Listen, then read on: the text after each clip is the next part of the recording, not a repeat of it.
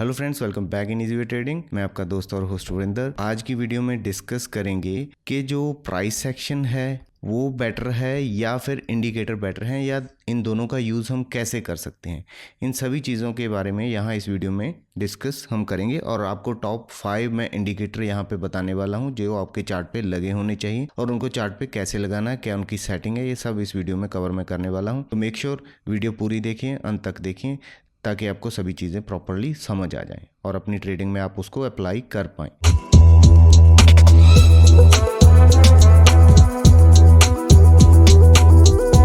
तो चलिए बिना टाइम गवाए वीडियो करते हैं शुरू।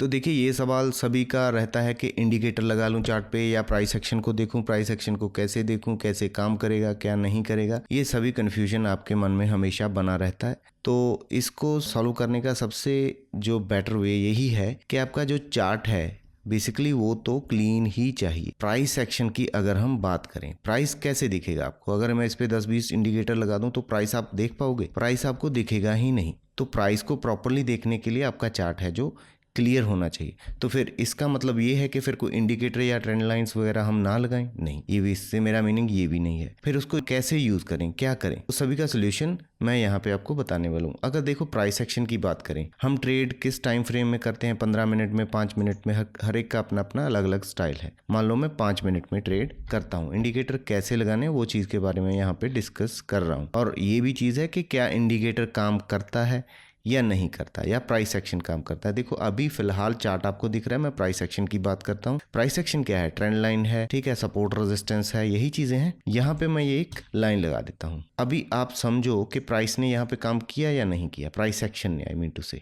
क्योंकि यहाँ पे जो पहले हमारे पास एक रेजिस्टेंस आ रही थी प्राइस में, यहाँ पे भी थोड़ा आया, यहाँ पे आई, यहाँ पे आई, यहाँ पे भी थी, तो इसको अभी ब्रेक कर दिया। इसको ब्रेक कर दे तो ये हमारे लिए क्या बन जाएगा? अभी सपोर्ट। ये प्राइस एक्शन का रूल है, ठीक है। पहले सपोर्ट मान के चलो ये था, तो अभी सपोर्ट स्विच होके ऊपर चला गया, यहाँ पे आ गया, ये प्राइस एक्शन है। अभी मैंने यहाँ पे कोई इंडिकेटर नहीं देखा, इसका ब्रेकआउट हुआ और यहाँ पे प्राइस ने सपोर्ट लिया। अगर प्राइस ने यहाँ पे सपोर्ट लिया तो यहाँ से ये ब्रेकआउट कंफर्म ब्रेकआउट बन जाता है। कंफर्म ब्रेकआउट बन गया तो प्राइस इसके ऊपर अभी ट्रेड करने वाला है। अगर आपका स्टॉप लॉस, अगर आप कहें कि कहाँ लगना चाहिए, तो स्टॉप लॉस आप इस लाइन के नीचे लगा सकते हो अकॉर्डिंग टू प्राइस एक्शन। ये 5 मिनट का चार्ट है। अभी दोबारा फिर क्या हुआ अगर प्राइस एक्शन की बात करें? देखो प्राइस एक्शन हर जगह पे आपको मिलेगा। मैं अपने टेलीग्राम चैनल पे आपको डालता रहता हूँ कि कैसे अभी प्राइस एक्शन क्या बन रहा है, कैसे काम करना है। अगर आपने अभी तक टेलीग्राम चैनल ज्वाइन नहीं किया तो आप वो ज्वाइन कर सकते हैं। तो यहाँ पे अगर हम देखो, यहाँ तक हम लाइन लगाने की कोशिश कर रहे हैं, इसको आगे तो अपने आप जाएगी वो लाइन। तो आपको दिख रहा है कि रेजिस्टेंस प्राइस कहाँ पे ले रहा है। तो यहाँ पे अभी भी मैंने कोई इंडिकेटर्स वगैरह नहीं लगाया, तो प्राइस वहाँ पे रेजिस्टेंस ले रहा है, बट इसके तो ऊपर है।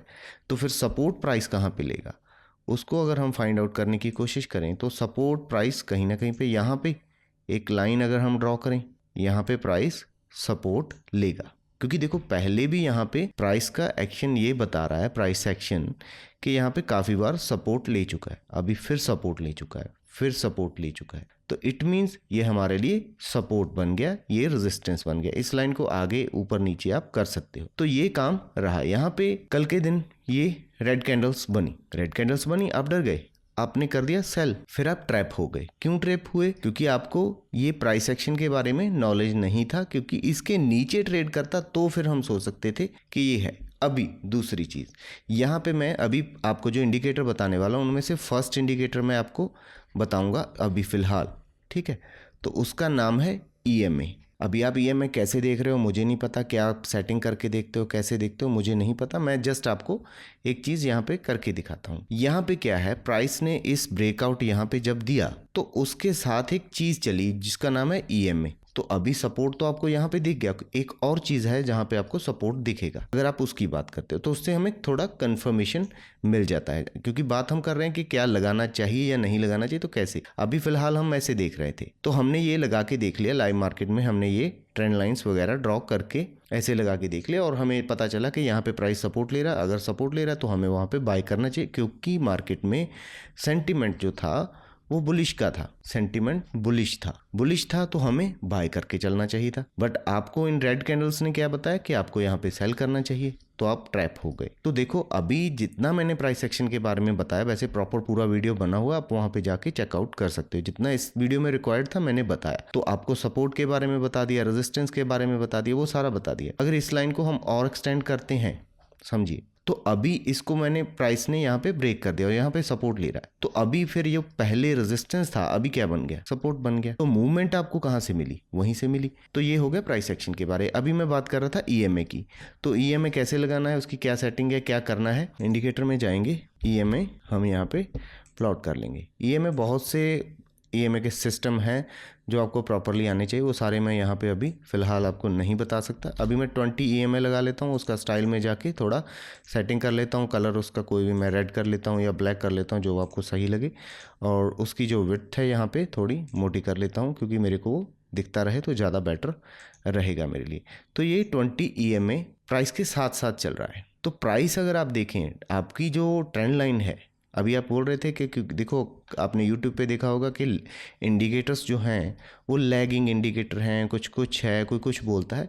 बट मेरे को आप एक चीज़ बताइए, यहाँ पे मेरी ट्रेंड लाइन यहाँ पे है, उसका सपोर्ट तो है ही है प्राइस को। प्राइस बेसिकली सपोर्ट कहाँ से ले रहा है, आप ध्यान से देखिए तो कहाँ से सपोर्ट ले रहा है, वो 20 ईएमए के आसपास ही सपोर्ट ले रहा है। यहाँ पे इसको ब्रेक किया तो कहाँ पे रुका ये, तो एक ईएमए हम और प्लॉट कर लेते हैं। तो ऐसे आप अलग अलग ईएमए से सेटिंग करके अपना काम कर सकते हैं। इसको मैं कॉपी कर लेता हूँ और यहाँ पे पेस्ट कर लेता हूँ और इसकी सेटिंग्स को मैं यहाँ पे 50 कर लेता हूँ। स्टाइल में जाके इसका कलर मैं ये कर देता हूँ। अभी मैंने देखो दोनों चीज़ें हो गई हैं। प्राइस देखो, आपको मैंने बताया था कि चार्ट पे आपको प्राइस क्लियर दिखना चाहिए, प्राइस क्लियर दिखना चाहिए। क्या आप बताइए, आपको प्राइस क्लियर दिख रहा है, नहीं दिख रहा।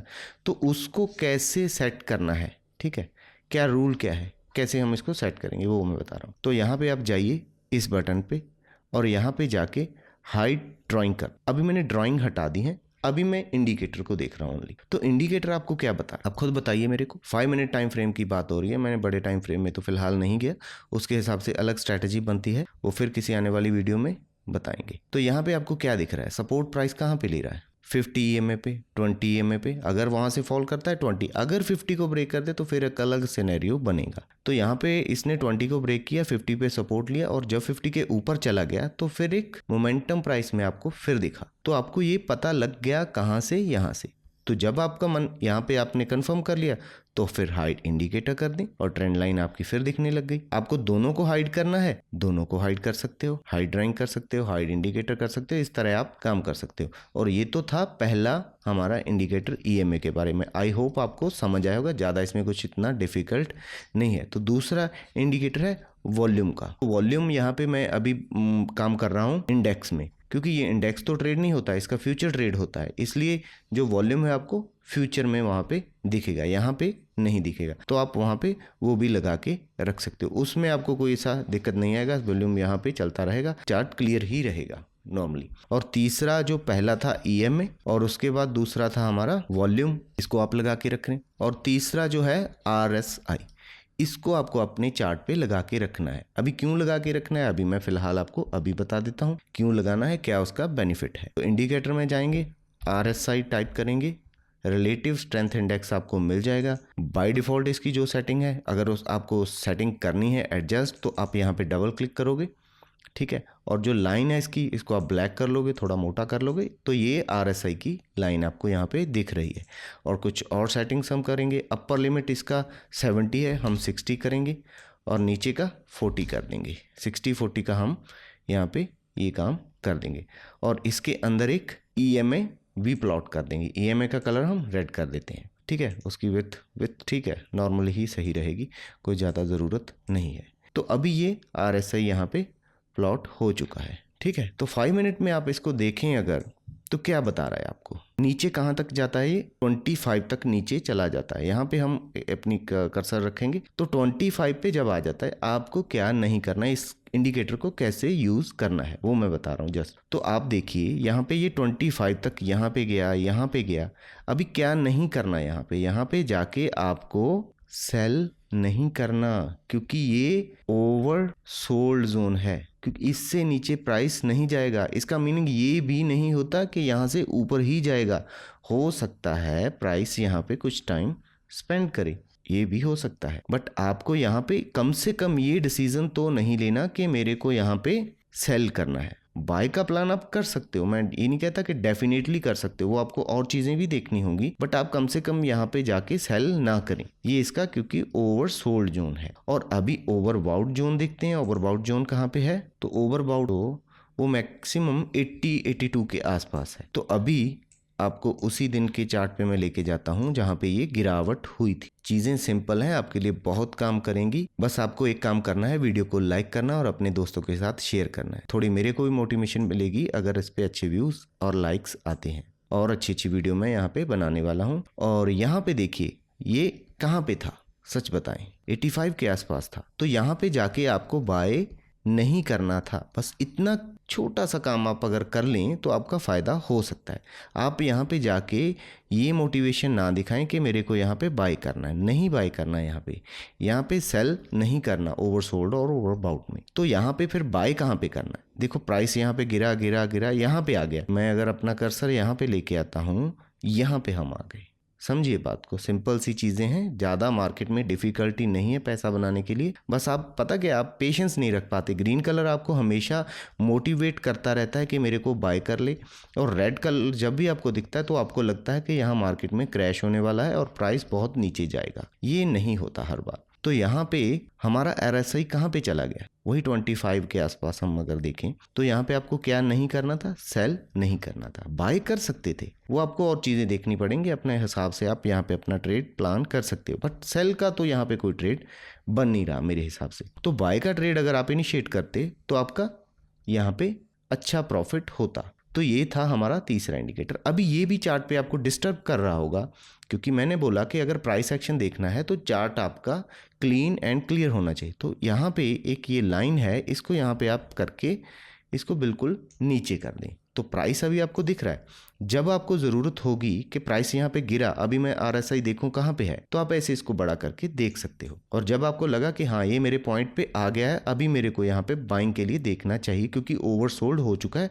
और वहीं उसी पॉइंट पे मेरा EMA भी है। तो यहाँ से और तो नहीं गिरेगा, बट यहाँ पे इस पॉइंट पे ये सपोर्ट लेगा। एक आपका बाइंग डिसीजन यहाँ पे एक स्ट्रेटजी बन गई, तो आप यहाँ पे बाइंग करके चलेंगे। तो जो नेक्स्ट मूविंग एवरेज है वो आपका यहाँ पे स्टॉप लॉस बन जाएगा अगर आपको बाय एंड सेल करना है। तो यहाँ पे प्राइस ऐसे ऊपर चला, नीचे आया, अभी ये देखो नीचे आया। तो यहाँ पे नीचे आया तो आपका क्या सोचना होगा कि मैं यहाँ पे इसको सेल कर देता हूँ? नहीं, वो नहीं होगा। उसको कैसे कंफर्म करना है? अगर ये RSI यहाँ पे बॉटम पे हुआ तो आपको वहाँ पे सेल नहीं करना। अभी देख लेते हैं वहाँ पे क्या चीज़ हो रही है इसी जगह पे। तो मैं दोबारा अपना जो RSI उसको बड़ा करके देखता हूँ। तो यहाँ पे इस पॉइंट पे जो RSI है वो मेरा 67 पे है। तो अभी हमने EMA के बारे में डिस्कस कर लिया, यहाँ पे वॉल्यूम के बारे में बता दिया मैंने आपको, RSI के बारे में बता दिया। ये 3 इंडिकेटर हमारे हो गए हैं। और प्राइस एक्शन के बारे में भी मैंने आपको बता दिया। Price action is the best strategy, but आप उसको इंडिकेटर से कंफर्म कर सकते हो। बाकी चीज़ें तो आपका प्राइस करता रहेगा। देखो यहाँ पे अगर हम जाएं तो प्राइस एक्शन की अगर हम बात कर रहे थे, ये हमारे लिए पहले रेजिस्टेंस था। इस रेजिस्टेंस को प्राइस ने यहाँ पे ब्रेक कर दिया, तो ये सपोर्ट बन गया। तो फिर यहाँ से प्राइस निकला, तो ये यहाँ पे प्राइस सपोर्ट ले रहा है, दिख रहा है आपको कई पॉइंट। तो फिर दोबारा प्राइस ने कहाँ पे सपोर्ट लिया? उसी जगह पे, क्योंकि यहाँ पे 8 से 10 कैंडल यहाँ पे प्राइस ने सपोर्ट दिखाई अपनी यहाँ पे इस एरिया में। तो ये हमारे लिए एक सपोर्ट था मार्केट में, और मार्केट में हमें सेंटीमेंट दिख रहा था ऑप्शन चेन डेटा से कि मार्केट पॉजिटिव मूड में है। तो वहीं से प्राइस ने सपोर्ट लिया और यहीं पे हमारा RSI बिल्कुल बॉटम पे था। तो हमें ट्रेड प्लान करने में थोड़ा कॉन्फिडेंस मिला। अगर आपको ये इंडिकेटर नहीं देखने तो मैंने आपको बता ही दिया था, आप इंडिकेटर में जाके हाइड कर देंगे और प्योरली प्राइस एक्शन को देखेंगे। जब आपको दिल करेगा आप इसको अनहाइड करके चेक कर सकते हो, फिर हटा सकते हो। एक तो ये हो गया। और दूसरा, आप अगर इसको यहाँ से नहीं हटाना चाहते तो आप यहाँ से इस बटन पे क्लिक करके भी हटा सकते हो। जब आपको लगे कि मैं देखता हूँ ये 50 का EMA कहाँ पे काम कर रहा है, 20 का कहाँ पे कर रहा है, उस हिसाब से भी कर सकते हो। तो ये तो हो गया इंडिकेटर के बारे में। एक दूसरा और इंडिकेटर है जिसका नाम है VWAP। ये इंडिकेटर भी आप अपने चार्ट पे लगा सकते हो। ये इंपॉर्टेंट इंडिकेटर है, जो बड़े बड़े प्लेयर हैं इसको यूज करते हैं मार्केट में, ऐसा नहीं कि कोई नहीं कर रहा। तो मई के फ्यूचर में हाँ यहाँ पे आ गया, क्योंकि वहाँ पे आपका ये नहीं लगेगा VWAP, तो ये फ्यूचर में लगेगा, या आप अपना अगर ऑप्शन का ट्रेड कर रहे हो कहीं पे, वहाँ पे भी लग जाएगा। अब जब प्राइस ने देखो इसको होल्ड करके प्राइस यहाँ पे भी चल रहा है, अगर आप ध्यान से देखें तो जब इसके ऊपर हम ट्रेड कर रहे हैं, वी वेब के ऊपर, नीचे नहीं आए, यहाँ पे नीचे आए थे तो वहाँ पे प्राइस एक्शन ने हमारा काम बना दिया और हमारा EMA से हमें सपोर्ट मिला और फिर हम वहीं से बाइंग आई। अगर हम इसके ऊपर जाके बाय करते तो कहीं पे यहाँ पे बाय करते। इससे पहले प्राइस हर बार यहाँ पे सपोर्ट ले रहा, तो ये आप एक इंडिकेटर यूज कर सकते हैं। ऐसे इसकी बहुत सी और सेटिंग है, वो फिर अलग किसी और वीडियो में मैं आपके साथ डिस्कस करूंगा। और दूसरा एक और चीज़ है जो मैं आपको यहाँ पे एक इंडिकेटर और के बारे में बताना चाहूँगा, और यहाँ पे इसको आप स्विच ऑफ कर रहे हैं। स्विच ऑफ करने की मीनिंग है आप जब आपका दिल करेगा आप तब ऑन करके देख सकते हो, चार्ट आपको क्लियर दिखेगा। जब चार्ट क्लियर दिखेगा तो आप अपनी ट्रेंड लाइंस वगैरह जो भी हैं वो आप सही तरीके से ड्रॉ कर पाओगे यहाँ पे, क्योंकि अगर बहुत ज़्यादा चीज़ें लगी होंगी तो आपको थोड़ी दिक्कत वहाँ पे आ सकती है। तो यहाँ पे आप ऐसे ड्रॉ कर सकते हो। आई होप ये चीज़ें आपको समझ आई होंगी।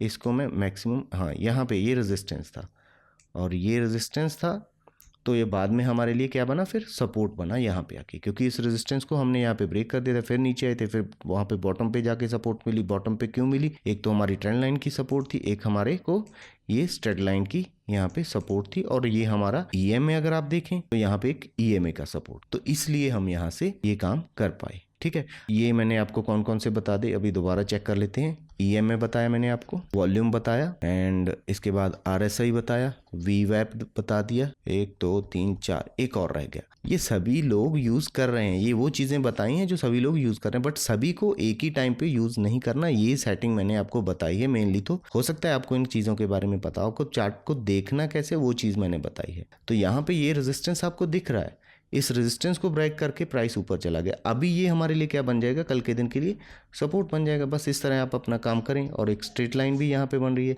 ये पॉइंट पे हमें एक सपोर्ट यहाँ पे मार्केट में देखने को मिलेगा कल के दिन। और जो मैं बता रहा था पिवट पॉइंट के बारे में, पिवट पॉइंट का भी अभी देख लेते हैं। इंडिकेटर में जाएंगे, PIVOT पिवट पॉइंट स्टैंडर्ड करके हम यहाँ पे प्लॉट कर लेंगे। अभी पिवट पॉइंट तो हमने देख लिया, बट पिवट पॉइंट इतने बन गए हैं कि चार्ट पे इनको देखना ही बहुत डिफिकल्ट हो गया है। तो यहाँ पे इनकी सेटिंग कैसे करेंगे, डबल क्लिक इस पे करेंगे और यहाँ पे जाएंगे इनपुट में, हिस्टोरिकल जो पिवट पॉइंट है उनको आपको हटा देना है, तो आपको लेटेस्ट जो है वो दिखेंगे बस। तो इसको भी मार्केट यहाँ पे रिस्पेक्ट करता है। तो अभी हमारे लिए जो ये ट्रेंड लाइन है उनको हमें हटाना है, ये इंडिकेटर हट के हाइड ड्राइंग हटा दिया हमने। अभी हम सिर्फ किसको देख रहे हैं, हम सिर्फ देख रहे हैं पिवट पॉइंट को। पिवट पॉइंट पे प्राइस ने यहाँ पे हमें क्या दिखाया था, 50 EMA का सपोर्ट दिखाया था, और यहीं पे आसपास पे कहीं पे ये हमारा पिवट पॉइंट था। फिर जब इसको ब्रेक करके प्राइस किया तो इसने इस ब्रेक पिवट पॉइंट के ऊपर चला गया, तो अभी हमारी सपोर्ट इसके नीचे रहेगी। तो फिर ये प्राइस इसके ऊपर चलता रहा और फिर इसने इस पिवट पॉइंट को ब्रेक कर दिया। अभी ये पिवट पॉइंट हमारे लिए सपोर्ट का काम करेगा आगे। यही चीजें हैं पिवट पॉइंट के बारे में, इसको आप लगा के देख सकते हो। अगर यहाँ पे कहीं पे प्राइस नीचे है तो वहां पे हो सकता है वो सपोर्ट ले, और वहीं पे लोगों का सपोर्ट ऑप्शन चेन डेटा में बना होता है, वहीं पे बाइंग सेलिंग होती है। अभी सेलिंग कहाँ पे हो रही होगी, यहाँ पे और यहाँ पे। ठीक है जी, तो आज की वीडियो में इतना ही। आई होप आपको सभी चीजें समझ आई होंगी। बस काम आपको यही करना है कि वीडियो को लाइक एंड शेयर जरूर कर देना, ये आपका काम है। मैंने अपना काम अपनी मेहनत से, अपनी ईमानदारी से पूरा किया, अभी आपको करना है। Thank you very much, have a nice day, good bye.